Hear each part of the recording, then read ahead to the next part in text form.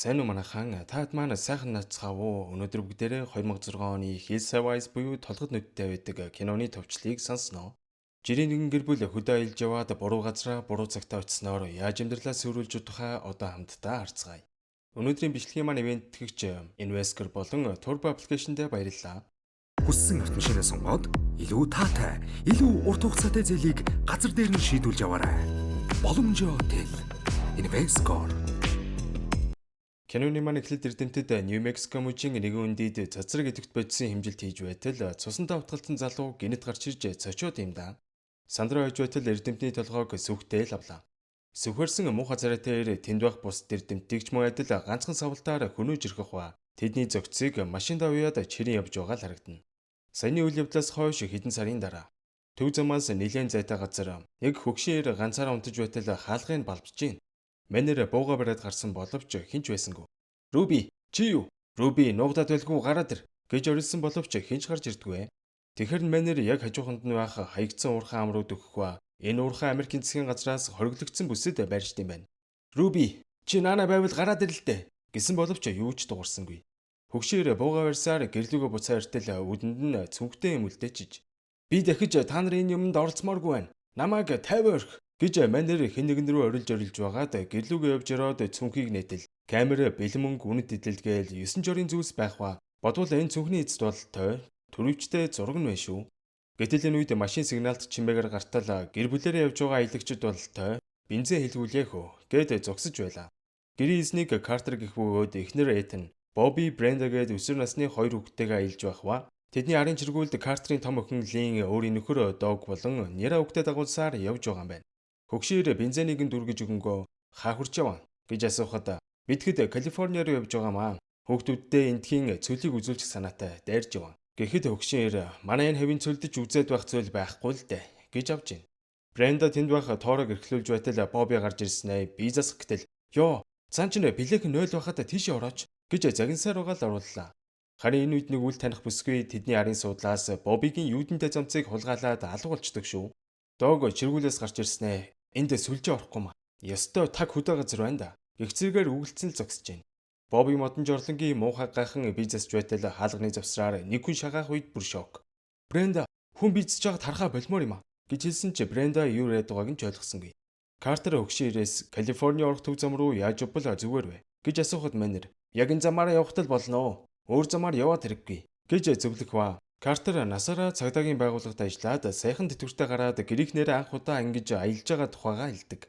Энэ үед эдний нохой хөгшөөрийн гэрлүү гүүгээд орчхоор нь Лин араас нь ороод гарах гэтэл нэг цүнх бахаар нь сонирхоо үзчихтэл хөгшөөр ороод ирнэ. Лин ч нилээн санаан зовж нохоогоо аваад гарах үед хөгшөөр цүнхийг нь оролцсныг хараад тэр дороо гарч очин. Залуу минь төв зам руу явах нэг дөт зам бий. Чигээр явж байгаад зүү иргэнгуут шорон зам байгаа. Тэрүүгээр явуул хурд очино гэж зөвлөд явуулдаг. Чиргүүлийн эйр кондишн ажиллахгүй байхаар нь Бобби янзалж байтал Дог нэмэргүй би өчнөө үтсэн болохчгүй байлээ гэсэн боловч Бобби хэдхэн секундэд л засч орхидог. Мэн Дог ер нь гарын эвдүү муутай л юм шиг байгаа. Манхэд хөгшөөрийн зааж өгсөн шорон замаар явж байтал тэдний замд үргэстор тавьдсан байт юм да. За тэгээд тэдний машины дугуй агарч хажуугийн том чулууг мөргөө зогсно. Машиных нь хамар бүр ахмангүй болжээ. Хавсан зэлүүд газар ингэж фейлдэгч бас л хэцүү шүү те. Таад маань ч бас иймэрхүү асуудалд орохгүй тулд турбоапаа заавал татаарай. Турбоап маань баталгаажсан автомашин зардаг автосалонуудтай хамтардаг болохоор бүх төрлийн хамгийн гол нь маш найдвартай автомашинууд худалдаалж байгаа шүү. Мөн хэрэглэгч та өөрийн унж буй автомашиныг ч бас турбоап бүртгүүлэн зарах боломжтой. Дангаанц зар үзэх биш турбод бүртгэлтэй автомашинуудаас сонгоод зээлийн өсөлтөө цахимаар илгээж дор нь хариугаа авах боломжтой шүү guys. За тэгээд хэрэглэгч нартай зориулаад доктор авцүүлжээс цаг захиалах, автомашины татвар торгуул даатгал гээд бүх үйлчилгээг зөвхөн турбо аптай багтал авах боломжтой байх нэ guys. Хаавчиж манай хэд гэмтэж бэртээгүй бүрэн бүтэл байна. Яж хахад эзгүй байр газар тулаа туслам дуудыг гисэн ч сүлжээ байхгүй. За ингээд Картер туслам дуудахаар шийдэн Догийг өмнө зүг рүү явуулахаар болж өөрөө бензин колонк руу алхахаар болдог. Халуун наранд хол алхах басандаа Дог нэлээд сэтгэл доромжхон байх бөгөөд бас амандаа хэдийн үглээлээ шүү. Чи юу гээд байгаа юм бэ? Хэлхэн байвал чанхан хэлчих. Гэд Картер тэр хоёр муудалцах гээд бахаар нь Лин нөхрөө олдуулж байгаа л харагдана. За ингээд Боббид нэг гар бууга үлдээгээд Картер өөрөө нэг бууга аваад туслам дуудахаар явлаа. Үлцээд маань чиргүүлийнхээ сүүдэрт хөөхөн ширээ засцсан. Агаарт гарсан хүмүүс гэсэн шиг ууж идсэн шигэ инээлдээ сууж байтал Бренда. Авто хоёр цөл гэсээр угаад ирсэн газраа хардаа.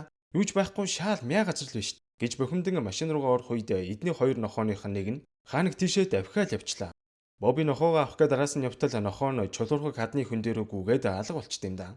Араас нь нэлээд явж байтал нохоо нь өгцөн байхыг хараад Боби уйлал явчихна. Гэхдээ нохоог нь хэн нэгэн санаатай өнөөгөөд дотор эртнийг нь авцсан байхыг хараад байдал бишдсэнийг ойлгон буцаад гүйжитэл санаандгүй нэг хавцлаас унаад ухаан алдчихнөө. Гэтэл бензин колонктер эдний машинаас цам цулгаалсан охин байт юм да. Киноны ихэнд хөгшин ирээ хайгаад байсан Руби гэдэг охин бол энэ юм байна. Рубигийн зарим хуруу нийлцсэн нүд нь дээр дороо илт гажигтай нь ойлгомжтой байв.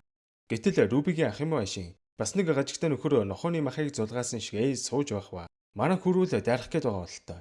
Мэндог хоосон цөлд нилээ алхаж байтал удалгүй хоргийн тогоо шиг зүйлтэй таардаг. Буугаачтал овоо хэдэн хаягдсан машин байх бөгөөд шалгаа үзтэл нэг хэрэгтэй юм байсангүй. За тэгээд хоосон байхаар гээд охиндөө зориулаад нэг бамбар шухаар нь авчлаа. Харин нөгөө талд Картер халуун наранд овоо хэдэн цаг алхасны эцэст нар бух үеэр бензин колонктер ирсэн боловч хөгшин ир байсангүй. Тэгэхэр нь хөргөчнөөс хөвтөө ус авч угаад утсаар туслан дуудах гэсэн ч утас нь ажилдгүй. Хөгшин ирийн өрөөлөө яваа ортол нөгөө цүнх бахаар нь шалгаа үзтэл яалтчгүй хулгай эзүүлсэд байш шүү. Насаараа цагдаа исэн учраас хөгшин ир нэг л нотог ойлгон бууга аваад гарах үедээ ханан дээр нь баахан сонирхол ажилбарууд байхыг харлаа. Гэрэл тусгай артал энэ газар 1950-аад онд маш том уурхай байсан ч удалгүй Америкийн засгийн газар цөмийн туршилт хийхээр болж уурхай ажилчдыг нүүлгэн шилжүүлсэн ч зарим ажилчид эндээ үлдэнэ гэж зөрсөөр угаад уурхайн гүнд байх хорогдох байгууламжиндаа үлдсэн юм байна. За ингээд олон жил цөмийн туршилт хийсний дараа уурхайн гүнд амьдарч байсан иргэдийн генэнд өөрчлөлт орж тэдний өрөөдөм ургийн гажигтай болж л дээ. Энэ бүхнийг мэдсэн Картер гэр бүлдээ санаан зовж тэр ирчээрээ гараад хөгшин ирийн машиныг унахын асаатал модон жорлон дотор нэг хүн байж шүү. Яваачтал хөгшин ир шаан согтуу. Тэд надаараа ийм зүйл хийлгүүлсэн. Би энэ бүхнээс залхаж байна гэж уйлж байснаа өөрийгөө бодон амин оролцд юм да. Картер бүр сандраад машиндаа суугаа явах гэтэл арийнхын суудлал дээр нэг гүлийсэн юм сууж ийн. Манай хүн бууга суулдгийн даваан дээр өнөгч нь түүнийг үгтлэн зодоод цус нүчтэй нь холж өргөдөг. Энэ үед Бренда шүндэл болтол алга болсон дүүдээ санаан зовж хадны өндөгөөр хайж эхлэх үед Руби өдөржингөө Бобиг манан сууж байгаад Брендагийн чимээнээр зүхтааж бодлоо. Гэнтийн хэрэгцээ бүрт тохирсон илүү хурдан, илүү найдвартай шуурхай зэйлийг газар дээр нь шийдүүлж яваарай. Боломжоо тэл. Инвеско. Удалгүй Боби цэргэж машиндаа буцаж очих үед ээж нь юу болсныг асууж шалгаахад мань хүн гэрийнхнийг айлахгүй тулд үннээ хэлсэнгүй. Удалгүй үлдсэн ганц нохоо нь хуцаж эхлэхэд Бобид сандарч гялс гар бууга бариад ээж гişнэрээ машин нугдж бай гэж хэлээ гартал хинч байсангүй. Гэтэл дог гарч ирээд Бобигийн зүрхийг амар нь гаргачих шахнав. Би бараг 10 гаруй километр алхлаа. Ямар ч зам алга. Тэгтээ нэг хонхорхойд баахан машин байлээ. Гиснээ шаал хэрэгтэй ирэхгүй юм аваад ирсэн байдیں۔ За ингээд Картерийг нэлээд хүлээсэн ч ирэхгүй болохоор нь манай хэд ундах болоход Доглийн өөр машиндаа унтжээ. Энд та хэд амар. Гээ гарах гэтэл Боби. Яах юм бэ? Бүгдээрээ энд хамтдаа унтъя л да. Гэсэн боловч доктор хоёр машин руугаа орчноо. Боби халь зүрмэлж байтал нохоо нь хуцах чимээнээр эсэрлээ. За ингээ гараа хартал хинж байсангүй. Харин энэ үед нэг муухай царайтай нөхөр Брендаг ширтцэн. Шүлсэн гойцсон шигээл зогсож байх ба. Бренда нүдэ нэгэд орлох гэтэл амийг нь дарж өргөдөг.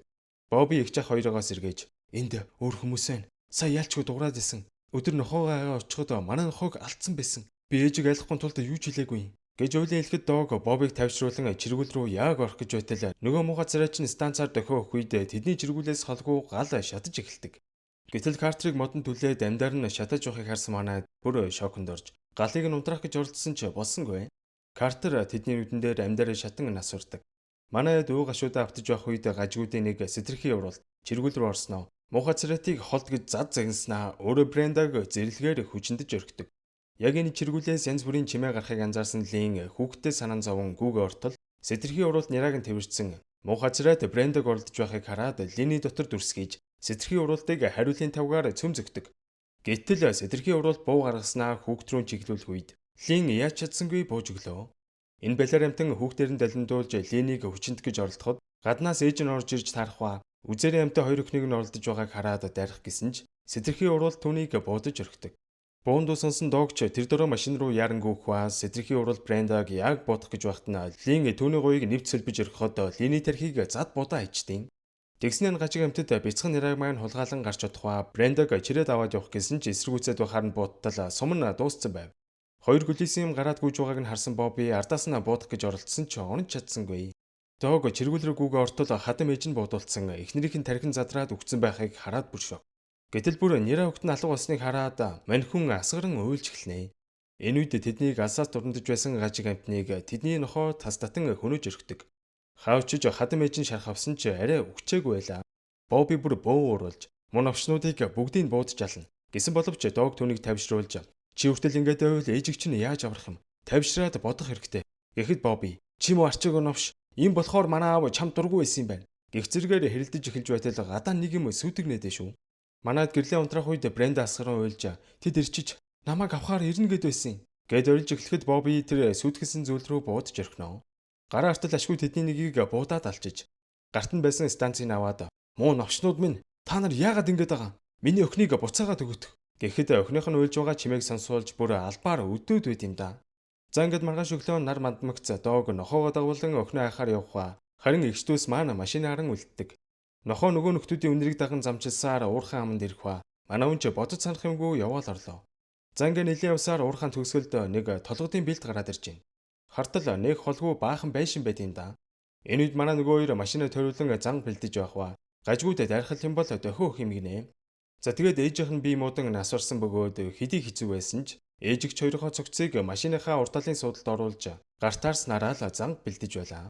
Дог нөгөө тосон шиг газар явж очиод Сэмэрхийн явж байгаад генераторын хажуугийн цонхоор охиноо олж харсан ч нэг гүлээсэн юм гарч иж таарад бараг баригдах шахсан ч хажуугийн машинд нуугдан сэжиг авахулсангүй. За ингээд чимээ гарахгүй тулд нохоогоо эндээ төрүүлдээгээд өөрөө байшин руу яваал орлоо. Гэтэл байшин дотор нэг халзан хүүхэн телевиз үзэнгээ Google-тэй ус самнаанд сууж байхаар нь манай хүн Сэмэрхэн унтлахын өрөөлөнд ороод өхнөө аваад яг гарах гэтэл саяны хүүхэн цохиол унгаачлаа. Ухаалцсан Дог нэг сэртэл харанхуу хөлдөөгчиг юм зэрдэг.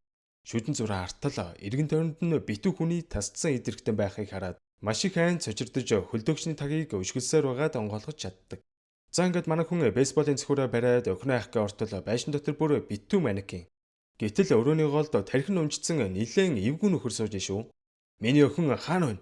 Өхнийг маань хаашаа аваад явсан гэж асуухад би мэдэхгүй. Та нарын даатмын туршилт хийгээгүй бол ийм зүйл болохгүй л байсан. Гэх зэрэгээр бүр манай хүнийг буруутгаад солиороод байдیں۔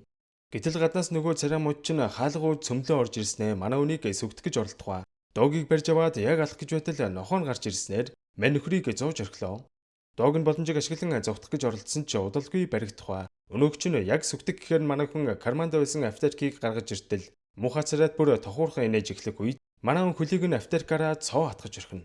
За тэгээд шалан дээр нь байсан тугийг аваад иштэй эсгээр нь мань нөхрийн хүзүүг цоо хатхан хөнөөж орхидог. Гажгүйдээ нэг байшин руу ирэх үеэр Дог түүнийг өрхтөн гарч ирээд сүгтэй л алчна. Манай хүн стол терминатор цаашаа байна да.